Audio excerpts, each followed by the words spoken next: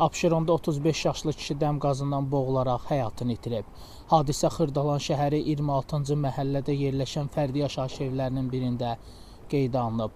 Belə ki, 1991-ci il təvəllüdlü İntiqam Hüseynov hamam otağında dəm qazından boğulub.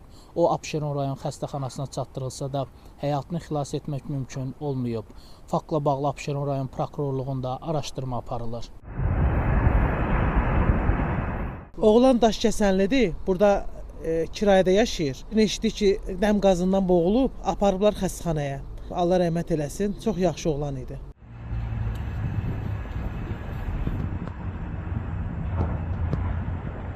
Təbibdən bildirilib ki, 35 yaşlı şəxs Abşeron rayon mərkəzi xəstəxanasının təcil tibbi yardım şöbəsinə hospitalizasiya olunub. İlkin baxış zamanı onun həkimə qədər ölüm faktı qeydə alınıb.